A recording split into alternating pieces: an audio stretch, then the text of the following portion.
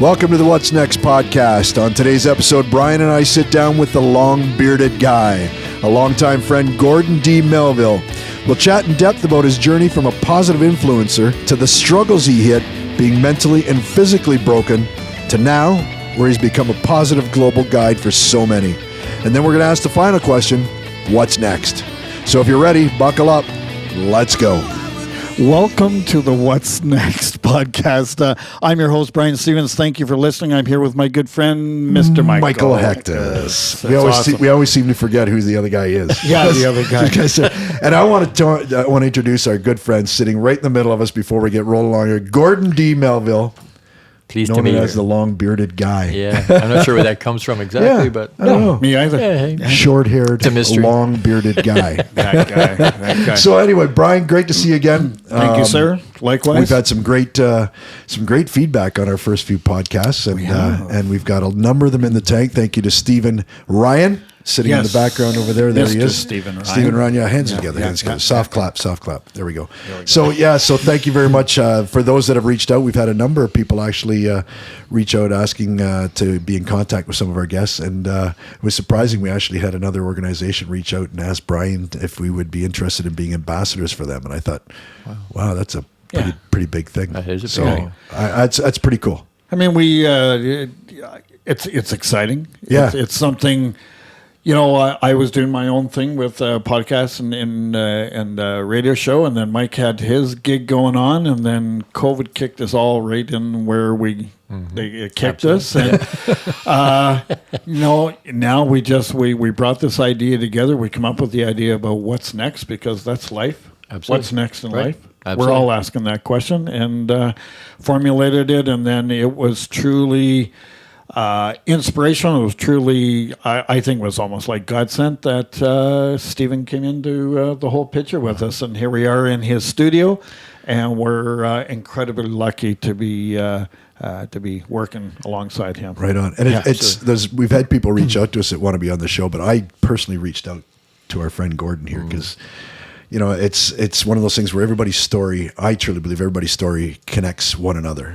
We always think we're sitting, our stories we're the only ones going through it. Right. We're sitting in silence oftentimes, not wanting to share. And I always tell, as soon as you tell your story, it starts the healing, and you're always going to find someone else that it's going to help heal as well. Absolutely. Or at least help somebody step out and say, I'm there too. So I really was, like I say, when we sat down and started putting our schedule together, I said, okay, I need to have my buddy, my long-bearded buddy, on the show, and I'm so thrilled you're here. So thank you for saying yes. Thank you for joining us tonight, and let's dive right into it. I mean, when we chatted to just kind of get a little background, I had no idea that your whole career started back in car sales. Mm-hmm. Absolutely. That's several lifetimes ago, but yeah. Thank you for having me. I really appreciate being here. I really appreciate the opportunity. It's awesome. Yeah. It's great to be with you both. Well, thanks. And car sales, and that was a funny story too, because I was in the kitchen at the time. I was a chef in the kitchen and was working stupid hours and making no money. And I'm like, there's got to be something else we can do, right? So I opened a paper, and there was an ad that said, Grandview Lincoln Mercury, if you remember. Yeah, they're not even there. It's a wine shop now, which I think is hilarious. But anyway, they had an ad that said, hey, free car. And I was like, I'm in. So I show up on my first day, and Jess was my girlfriend then. She dropped me off, and I said, where's my car? And they were like, no, you have to sell 3 cars first. And I'm like, how am I going to get home? And they were like, that's not our problem. So at the end of my first day, I was like, okay, where's my car? And I didn't know what that meant at the time. 3 cars in one day on my first day. And I was blessed to see Grant 3 months into my car selling career.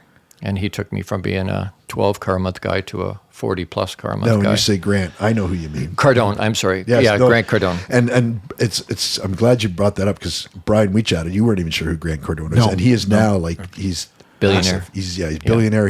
I think he's more influential now than even the Tony Robbins, if I can put that out there. Sorry, Tony, but but I really don't. Grant's head looks. What kind of car did you get? It was an Escort two-door, okay. 5-speed. I want to know that. Yeah, it was a manual No, transmission. hey, Yeah, they give it you was good. cars. I'm Absolutely. excited that you connected with Grant Cardone Right. and Bryan And I'm wants to talking know about what kind of car you got. Well, he didn't say what kind of car you got. Absolutely. What so I color like, was it? Did It have was nice green. rims? Green? It was nice green. rims? Yep. Cool. I remember that car because I hadn't driven a 5-speed. I learned on a manual, but I hadn't driven one in a long time.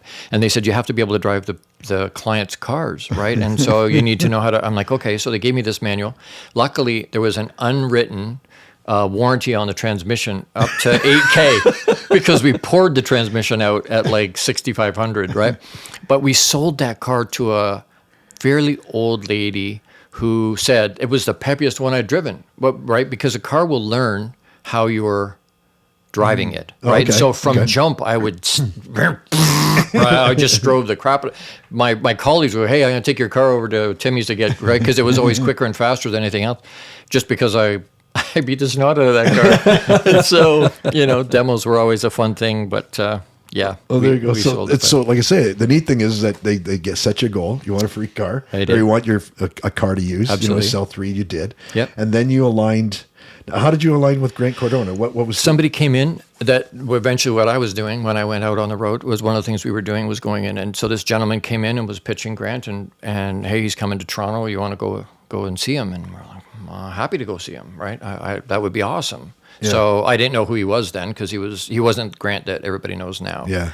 And so I was like, yeah, I'll go do that. And I really connected with the way his mind works. I really connected with his approach. And so, I bought the tapes. Again, that dates myself a little bit. But anyway. the cassettes? The cassettes, yeah. And I listened to them and listened to them and listened to them. And I was using that stuff in the field. And once I got to see him again about 6 months later in Detroit, I drove down. And it just reinforced it, right? So that turned into his people came to me. The people that were looking after him came to us and said, hey, can you teach this stuff with us? Go on the road and teach Grant's philosophies and theologies and whatnot. And at the time I said no, because you had to be on the road so much. And then my relationship with my wife, who's still my wife, it probably saved our marriage, 30 years this year. But Nice. Congrats. Yeah, thank you. That's huge.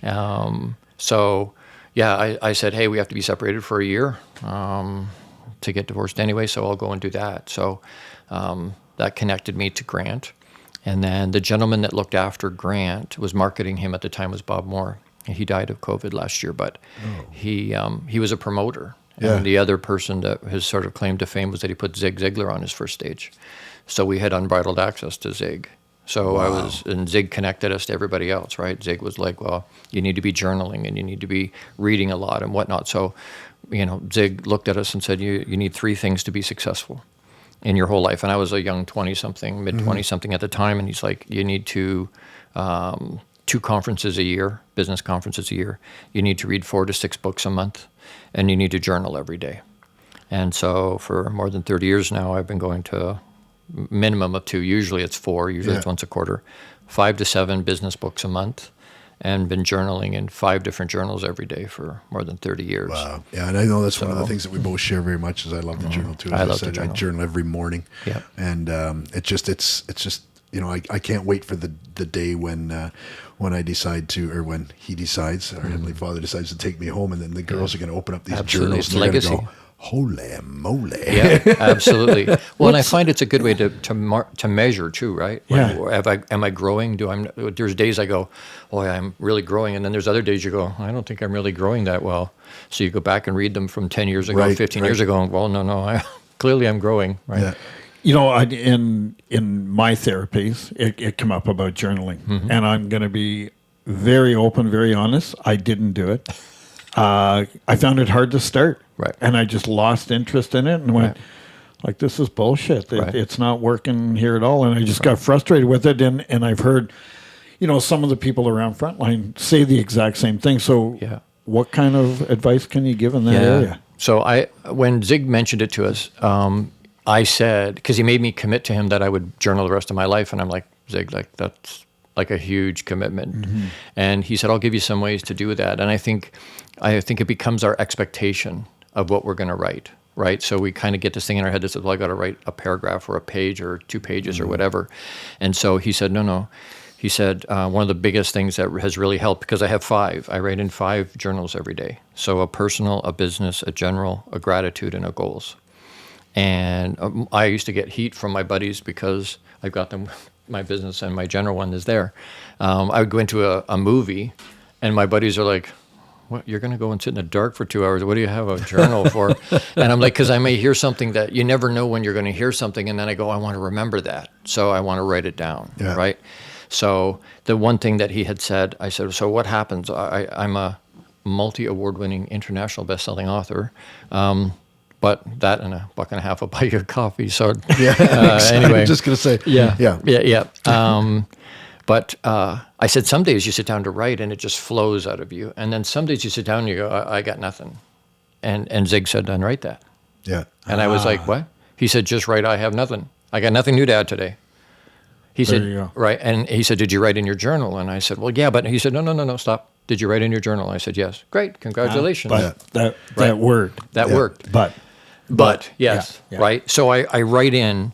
There are days that's now the only one that doesn't have that is my gratitude journal. There's never a day that says, "Hey, I got nothing new to add today," because there's always something to be grateful for. I've got an opportunity to journal again. Absolutely. Yeah, that's big gratitude right there. But it made it way easier because there was no expectation. I took the expectation away that, and I'm not a big expectation person anyway, because disappointment is by definition an unmet expectation.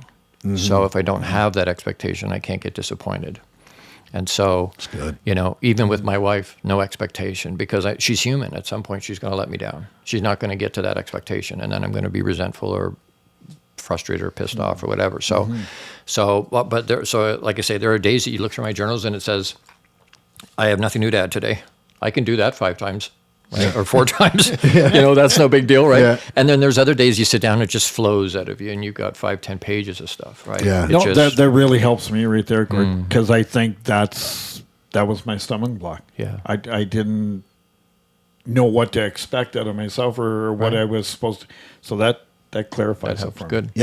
That's one of my journals. It's a book that just says the creative word on the front, and each day I'll try to write something down. And I wrote down just the other day, one that came to me is after watching Elevation, Pastor Stephen Furtick, and it was within, and all I wrote on that page was within, like always look within. Absolutely. And it's funny now where by the 2 days later, it's got words all around it that lead to it. Speak about that, about how we should look inside, right, instead of all the crap that's going on around the outside world, and how we feed off of everything else around us. But stop and look within, and take care of your heart first. Take care of your soul. Take care of yourself. Well, and the other thing I think is what's inside.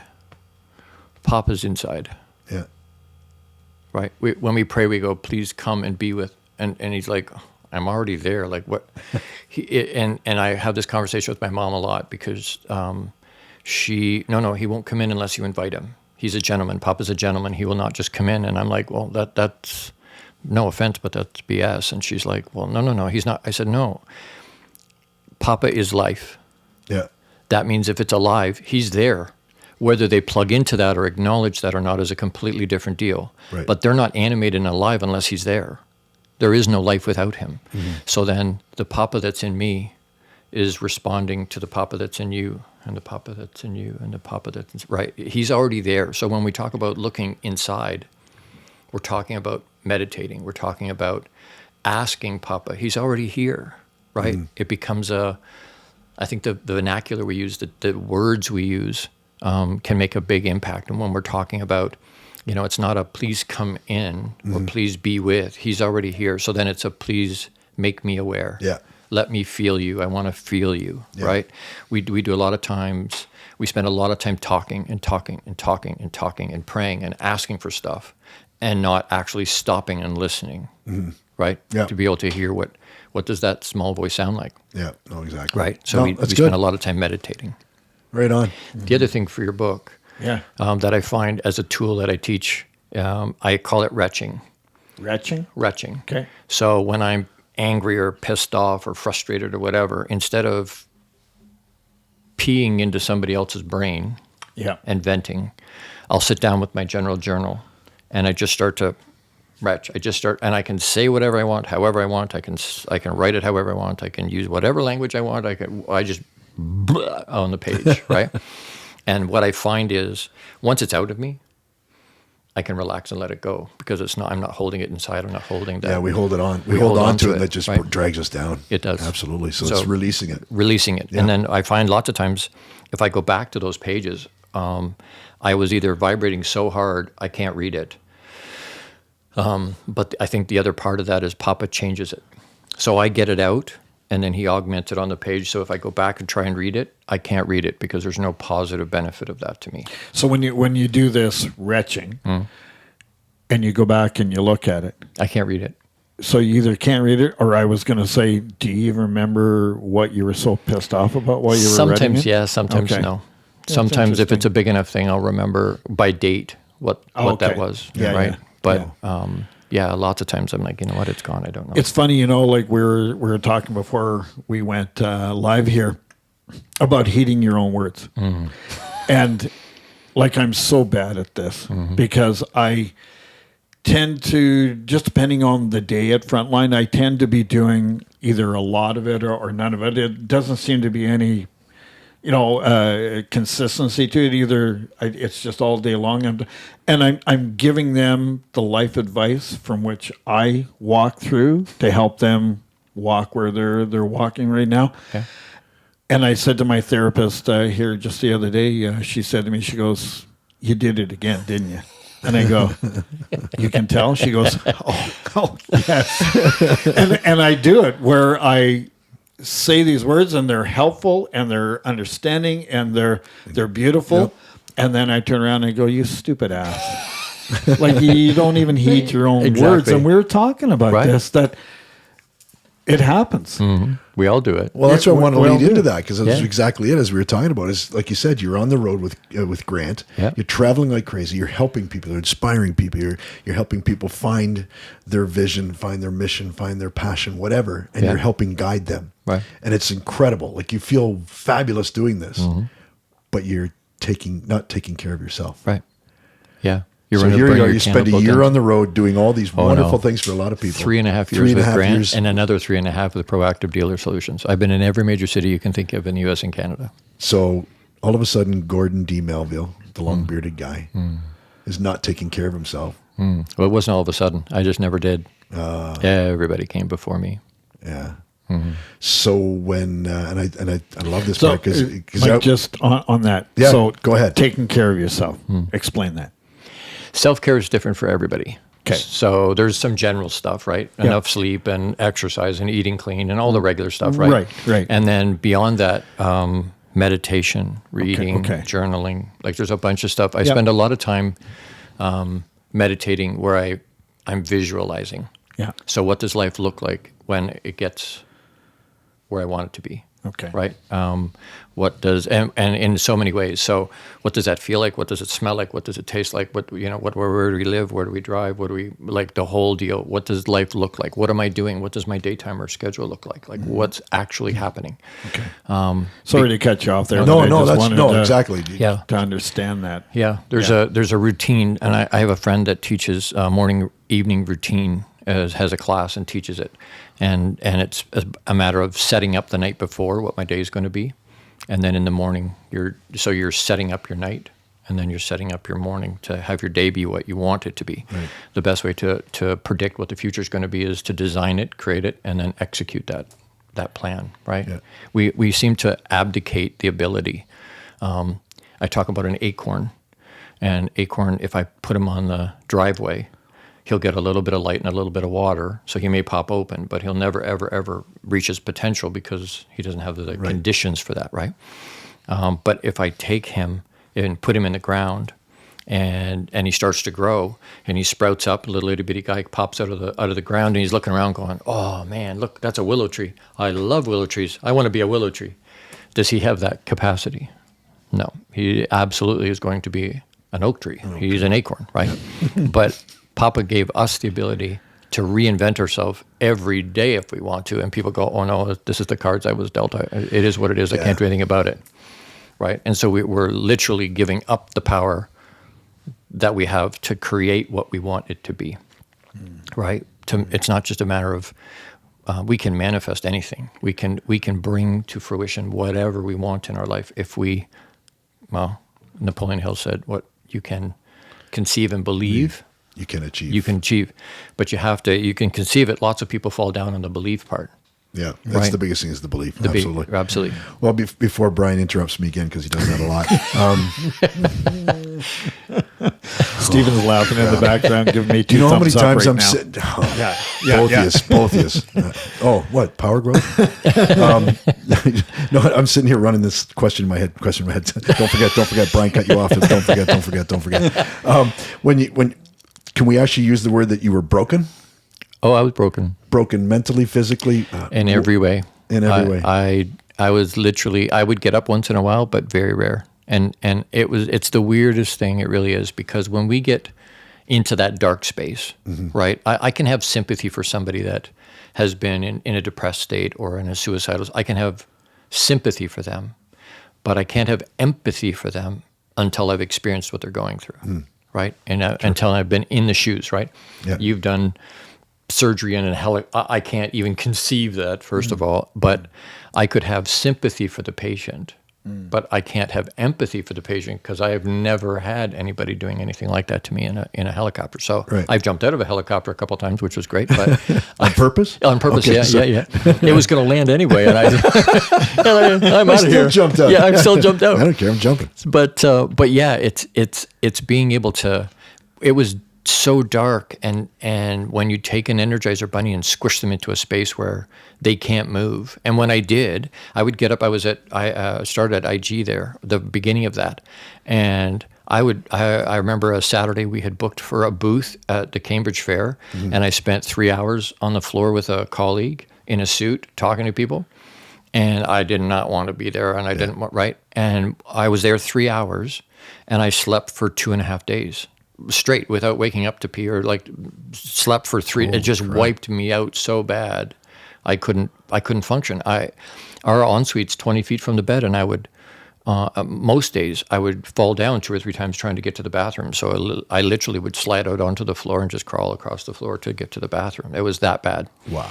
And so, yeah, is it dark? Yep. It's oppressive, right? And there were times though that I credit Papa, and I credit my personal development background, yeah. right? Because I would sit down, I would wake up and go, I don't want to be, right? And I would take my phone and slide right to the bottom of my conversations in my messenger or my, right? And there's probably 150, 200 open conversations, but people I hadn't talked to in a long time, and go right to the bottom and then go, hey, was just thinking about you, saw your name, was thinking about you, saying a quick prayer, don't know what's going on, but hope you're doing well. And, know I love you, and big hugs. And then I would copy paste, like 60, 80 times, right? Yeah. In each list, right? So I can And that relate to made me feel better, yeah. right? It raised my vibration because I was putting that out there. Yeah. And then 40, 50% of those people would reach back and go, hey, I haven't talked to you in forever, how you doing? And that would raise my vibration again, right? Oddly enough, just recently I found out one of the guys that I was reaching out to through that period, he was having a tough time. Yeah. And so after 18 months, I would send that to him every 2 or 3 weeks. I would send a message like that to him. And just recently we were having lunch, and he says, you know what? He said, it was the weirdest thing. Those messages came at just the right time. Yeah. Papa put them in and I started to cry, and he goes, why are you crying? And I'm like, well, because I was sending it out because I was having a hard time. Yeah. And so Papa was using my self-care to help and bless Yeah, I've got a somebody very else. good friend of mine, Corey, out in Winnipeg, and shout out to my buddy Corey, who hope everything's going well out there. Same thing. It's just we're on that same vibration where all of a sudden there's a message comes through, and you're thinking, oh, and do you need a call? Yeah, call me. Yeah. And it's just that vibration that Absolutely. you're on. But it's so cool. But I mean, again, there's certain people that do that. I will never text Bryan and say, call me. You might if you're having a heart attack. He knows how to handle it. Yeah, exactly. Well, he wouldn't come over. Jump out of the plane, jackass. But anyway, Bryan, we were talking about that earlier about self-care, and that was one of the things, that you struggled with for. Oh, totally.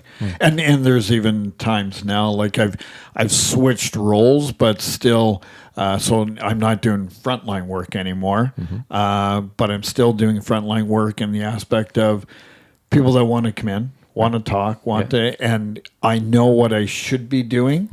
And I know every time I walk into my therapist's office, every every 3 weeks, sometimes 2, sometimes 1. But every time I walk in, she knows right away. Because Absolutely. we just start talking, and then she goes, "So you haven't been looking after yourself." And you can, I just find myself looking, I know I should do it. I know the benefits of it. I know how I feel. Right. But do I do it? No. No. There's a weird Well, thing. I shouldn't say no, just Right. Yeah. Not a as lot of often as you times want I to. don't. Yeah. Right. Well, and I think that's a guy thing too. I think so Right. too. We Yeah. we put everybody else ahead. We're supposed to be ahead of, right. And so Right. the other part of that, I think, is that as guys, when we're putting that out there that way, Yeah. when we know what to do and we know why we should do it, the why isn't big enough yet. So we're going along, right? And all of a sudden your doctor says, hey, if you don't lose some weight and eat healthy or whatever, find some time for you, you're going to have a heart attack and die. And all of a sudden we go, crap, and we join a gym and we start to eat. Why? Because the why is now big enough. I did this illustration at church, and I took a 50-foot board, 2x10, and set it up the center aisle. And I was like, okay, I got $20. Anybody walks run along the board, I'll give you $20. And everybody's running towards me trying to get on the board, right? So they run down the board and I give somebody $20. I'm like, okay. So I pulled out another $20 and I said, so I'm going to take that same board and I'm going to suspend it between 2 buildings, 100 feet, 100 stories off the ground. I'll give you $20, run on the board. And I heard somebody go, are you out of your mind? That's not happening. Like, really? You're good $20 to run across a board that's suspended 100? That's not happening. And I'm like, okay, let me change the scenario. Your family and your children are on the other building and it's on fire, and the only way that they survive is if you run across the board. And the same guy says, yeah, I'm already halfway across the board. I don't need the $20. Yeah. Right? The why is big enough. And until and this goes back to what we were talking about yesterday in terms of our worth and our value. If we don't believe our worth and our value is what it should be, we don't find a why big enough because we don't value ourselves enough or think we're worth putting that time and effort into. Which Love is it. deep, deep, deep. Yeah. So when we talk about worth and value, that's one of the things I wanted to touch base on. Where does that, like, where do those thoughts come from? Like your worth and your value. Like when you say, "Oh, I'm never supposed to be," like as a young man. I mean, I was in high school and I was told, "Yeah, you're going to be a factory worker like your dad." Everybody tried to put you in that position. So it's something from the past. But is that where our worth and value comes from? Is from our past, or is it? It can. Yeah. Yeah, it can come from lots of places. It can be set by that paradigm. Can be built by our parents. It can be built right. You hear people say, "Well, I say it all the time. I'm not mechanical. My dad's a stationary engineer. I use a throwaway pen because I can't figure out how to undo a pen and replace the fill inside. I'm so not technical."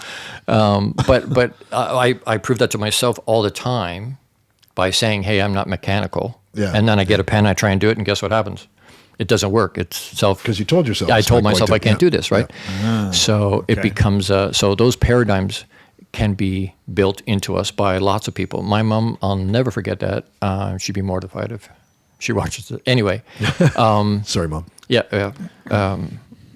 She looked up at me one day. I was 14, 15, and she said, "You're never going to amount to anything." And that sticks with you. And it's weird, the things that we build into ourselves or that we allow to affect us, right? And as a kid, I allowed that to affect me. So part of my 300 miles an hour with my hair on fire, go, push. I'm like, no, screw her. I'm going to amount to something, right? I'm going to make something of myself. And so there are positive things to that, right? I could, Tony Robbins talks about blaming intelligently. So I can say, oh, you put that in me and it screwed me up. But it also made me work ethic, drive. There's all these positive things that came from that. So blaming with intention, blaming intelligently, where we're like, hey, you know what, this is where that came from. So it's kind of it allows, if we allow it, right? That's the kind of the crux of it, right? If we allow that or believe that, then it becomes a part of who we are, right? It's not Papa's thing, by the way. Yeah. Oh, right? No, totally, Papa says totally. we have infinite value for no 100%. other reason than we are. Yeah. Not because of what we think, not because of what we do, not because of what we've done, not because of our title or our bank account or what we drive or where we live or who our kids are, who we know. None of that matters. Infinite value because you are, period. Right? For no other reason. Just because we're here, we have infinite value. And I think if we really, truly believe that, and we can go off on a wild tangent in another direction, but, Papa's King of Kings, we're all his kids. That makes all of us princes. Yeah. Right? And our wife, princesses, right? But if we really truly believe that, we would find time to do self-care. Right. Because our value would be up big enough. And I notice that with Bryan. I mean, I actually do, because, I mean, we've been connected since he started Frontline, and I can tell when it's one of those days where Bryan's, because you keep yourself so damn busy. Yeah. Can't find him, can't connect with him. And then I'll go up to the shop and like what did yesterday. Yeah. And I went up there because he was going to be on the Zoom with us. And I went in and says, oh, he just left. He's on the transport right now. And I went, Yep. Bryan needs some time. Yeah. Well, and I get that. And that's, that's where you need to be. Exactly. Well, and sometimes it's a matter of scheduling, right? When I started to get a little bit better, people said, well, you got to pace. And I had to go to a dictionary to find out what the hell pace was, because I'd never knew what is pace. Oh, man. Yeah. So, but I was looking at all the people that I look up to and want to emulate. And Grant doesn't pace. Tony doesn't pace. Like Branson doesn't pace. Now these people pace. They run 300 miles an hour with their hair on fire. So what are they doing? Self-care. But they schedule it in. Yes. Right. So it's I'm going to do my morning and evening routine, but if I need a nap, or I know I need a nap, or I need to have a break where I do some meditation or eating or lunch or supper or whatever, I build that in. Right. It's a part of my schedule. It's part of. Yeah, we had a great conversation. Like I said, every time we get together, it's a great conversation. We had breakfast one day, and we were actually at Corner Kitchen. So sponsor Corner Kitchen. We'll throw your name out there. Yeah. And we met for breakfast, and they're actually coming around serving lunch. There at supper time. You want these menus? Yeah. You want the lunch menu now? You've been here for 6 hours. Yeah. You might want to leave. No, you need to buy something. Yeah, exactly. Well, we did. We did have breakfast. Yeah, we did have breakfast. But yeah, I don't know where you packed all that. You had the biggest breakfast I've ever seen in my life. Anyway, we talk about men sitting in silence, and women, they get together, their friends, and they'll open up to one another. Right. And men don't. Right. Men don't. I mean, there's 4 of us. Sorry, Stephen, you got Stephen still there. I got my back to him. Bryan gets to look at him and make faces, and I can't see him. Yeah. I don't Makes a lot of faces. Yeah, I'm not even going to go there. But apparently, you threw a kiss to somebody. Anyway, but men sit in silence, and I think that's so important when we talk about that, because I know I do. Mm-hmm. There's things that there's. I'm reading a great book right now, and I don't want to put it out there just yet because I want to talk about it on one of the shows coming ahead. But it's one of those things where you have the conversation in your head that you want to have with your spouse or a buddy or something like that. You run that, or your boss even, and you run that conversation in your head just exactly how you want to say it. But then in the same breath, you start saying exactly how you know they're going to respond. Right. So you sit in silence and don't say anything. Right. And I found myself in that position so often, and it just, my chest gets sore, and I've sat there in tears. Mm-hmm. I've sat there in tears thinking, Mike, reach out to somebody. Right. And that's, why don't we reach out? Why do men not reach out? Because we were taught, don't look weak, don't cry, right? Like, don't show emotion, don't. It's about, we're supposed to be the men, the tough guys. Yeah. Right. And so it was something that we've put, it's so ingrained into us to hold it inside. Right. And it just, we hold that dis-ease in our body, and it makes us sick. Yeah. Right. It causes challenges. Being able to reach out, I think guys will reach out if they feel not judged and trust, right, are the two big things. And if they don't trust, or if they know they're going to be judged by whoever they're talking to, they won't do it. Yeah. Women sort of, and I use it as a blanket statement, but there's lots of men that are connected to their emotional intelligence, and that's great. Yeah. And there's lots of women that are closed up like men. So, absolutely. No, right. Absolutely. But by and large, most men, and I did it with a friend not that long ago, and he was pushing back on me on it. And I said, watch. And I literally stood up in the restaurant and walked over to 3 different women and went, hey, I'm doing a quick study. How are you doing? And they told me. Yeah. The third one told me she was diagnosed with cancer 3 weeks before. Wow. And I went back and sat down. He's like, oh, I can't believe she told you something so personal to a complete stranger. And I'm like, they're connected to that. There's no shame to that, right? There's no embarrassment with that. But guys, it's like watching women. We joke about it, but women or females will go, hey, I got to go to the bathroom. You want to come? Oh, yeah, and they all herd off together, right? But if a guy walked up to another guy, hey, I got to go to the bathroom, you want to come? It's like, what? Like, there's no, but we do it with everything, right? We don't share anything with each other, unless, and I had a guy not that long ago that said to me, Gordon, I'm alpha, probably the most alpha guy you want to meet. And he has a MMA gym, trains UFC guys. And he goes, like, I'm so alpha, if I get pissed off and angry, I just go down to the gym and punch somebody in the face. Like, I'm just wildly alpha. And I'm like, okay. And I said, he told me that for him to open up to me, I'd have to be in his inner circle, and even then maybe not. And I said, well, my experience with alphas is that it's armor that you wear so that people don't realize what a marshmallow you are. And he started to laugh. He goes, that's why I close the drapes when the grandbabies come over, because my marshmallow spills out all over.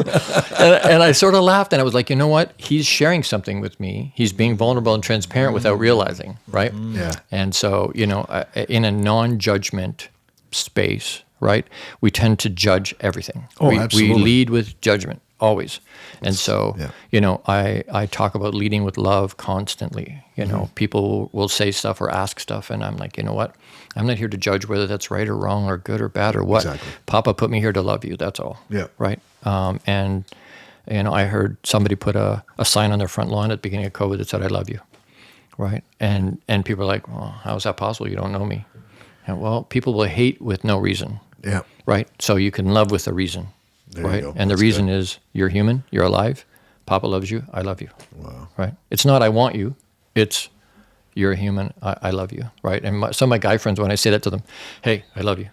And they're like, do we need to have a conversation? And I'm like, no, I love women way too much, and I love my wife tremendously. So no, it's not. You're a beautiful man, but no, but it's a base human. Right. Right. Oh, absolutely. And I think we've lost a lot of that. We've lost that closeness and the ability to be even hugging, right? Yeah. As guys, we do what? We'll clasp and then bump shoulders to be macho. Yeah. Right. Yeah. But if it's the weirdest thing, hugs are a big deal for me. Yeah, I know. And so, So hugging somebody, if you hug them heart to heart, yes. right? So if you think of what you watch people hug, and usually their head goes to that side, Yep. right? And I think it's because that's how we shake hands. It's sort of, right? Exactly. But if you hug the other way, then my heart's over top of your heart, and that energy transfers. And when I hold on to people, even in the suit, right? Yeah. I'm hugging, and I don't let go right away. The one lady in particular, I'm hugging. She goes, oh, a real hug. Right. And she's hugging a stuffed thing. Right. But and I'm hugging, and she stepped away from me, and her eyes were full of tears. And she says, you don't know how bad I needed that. Yeah. Right. And so being able to hug, and not just heart to heart, but more than 20 seconds. Right. Because there's endorphins that are released from your bodies that is therapeutic and scientifically provable healing property. Right. Right. And so, when you hug like that, I can't tell you the number of people that have gone, oh, a real hug. Well, exactly. Because I'm a hugger too. Absolutely. And it's funny when you go to hug somebody and you can feel them pulling away, and then you I pull just them a don't little let tighter. go. Yeah, you pull them a little tighter. Yep. Yeah. Steven does that all the time when I reach out to get a hug. He pulls away. I don't know. Maybe he doesn't love me. Anyway, so he just wants to talk. I love it having him in the background.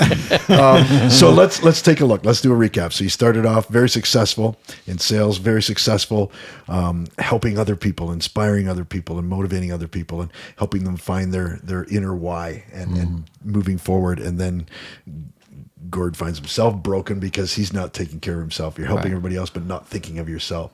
And now I see this person that's got such an amazing vibration, that is such an amazing heart and passion again for helping people, and you're taking care of yourself. I can see how healthy you look. You look amazing. Thank you.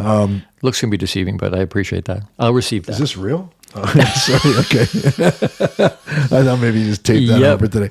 So we talk about the show. What's next? Right. So I know you're working on a lot of stuff right now. Like you are just, again, busy little. There's a bunch of stuff. Everywhere. But again, as long as I can run, we can run as fast as we want. We just have to make sure we look after ourselves, right? And so I've gotten big into being as opposed to doing, right? Who am I being? Who is anybody around me? Who are they being? Yeah. Right? We get stuck with this do, right? And then we get stuck there, and that's where we find our identity lots of times, right? And so I ask people, hey, who are you being? Who are you becoming? Yes. Right? And so that has sort of branched out, and Papa's given me a whole whack of different things that have opened up. And I had been asked to do a digital radio show years ago, and I had said no. And at the beginning of this year, I'm trying to, because I had let my practice go, my coaching practice, I had let it go.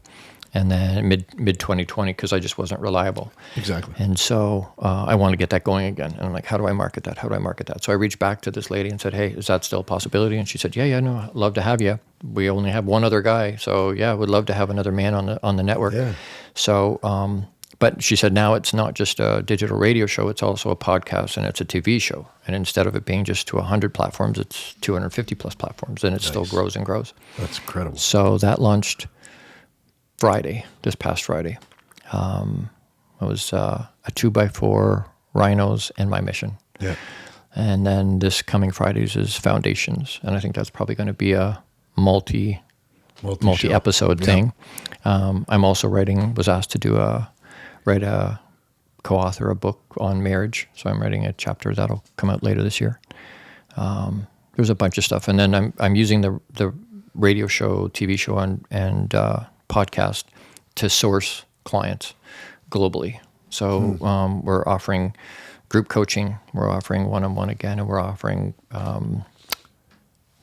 keynote speaking, right? Perfect. Sharing that way. So, well, definitely, Bryan. We're gonna have to sit down and chat further offline here and see how we can collaborate together because there's some great stuff you're doing. I'd happy to do it. Some amazing stuff you're doing. Yeah. I just that's why I love this show as much as I do, because it's that's the question in life. What's next? Right. Because that's an everyday thing. Right. So it's incredible to see what you've journeyed till now. Mm-hmm. And then there's always a what's next. Yeah. So it's very cool to hear what you're doing. We as Mike said, we'd love to be as much of a part of it as we can to help, and wherever we can help, whatever we can do. Yeah, and appreciate that. Yeah, it's fantastic. Thank you. I love it. Thank you. It. On a final note, because I interrupted again. Yeah. No, you didn't. I kind of paused so that you would jump in. Oh. I saw you taking notes, and I don't know if it's a grocery list or if you're actually taking it is. Yeah. taking notes. But I just keep writing down your name. I have nothing today. I have nothing. But sorry, because it is such a cool story. Your tattoo. Oh yeah, that's get it on camera there. You got it. Sorry, there you go. See that? There you go. It's a semicolon, but Yes. I'm heart centric, so I used a heart. And the tattoo artist that put it there, he's generated thousands, probably tens of thousands, probably more, for suicide prevention. Right. And he said when he put that one on, he goes, "Gord, that's the largest one I've ever done," which I think is interesting because he's done thousands and thousands of them. I bet right? he has, yeah. But they're usually little itty bitty. Right. Well, that's what I want to lead to it. So he put this on, but So, okay, yeah. finish that, and then I want to talk about the young lady. Oh, that's Okay. yep. I'll do it. So the thing is, with that little itty bitty, they want to acknowledge it's happened or honor somebody that right, but they don't want people to know. So it's this little itty bitty thing, right, wherever. And he goes, "That's big, big, big." He said, "The other thing is, why do you want it on your right wrist?" And I said, "Because when I shake hands with people, I want them to know if they understand what a semicolon is, because it's the international sign for suicide survivor. So if they know what that is, instantly there's connection. It's a no judgment, safe zone. They know they can talk and connect." And he asked me if it was working. Just recently, I reached out. I want to do support our troops on the other ankle. Right on. So we were talking about that, and he said, "By the way, is your tattoo working the way you had anticipated?" And I said, "Yeah, it blows me away the number of people that right." And I said to that story, I was in Starbucks, and I went to pay for my drink, and she held up the machine, and I debited it, but my sleeve must have slipped back just enough that she could see the tattoo, and instantly she didn't say anything, but her eyes filled up with tears instantly. And she pulled her ear forward, and she had a little bitty tattoo of a semicolon behind her ear. It gives me goosebumps.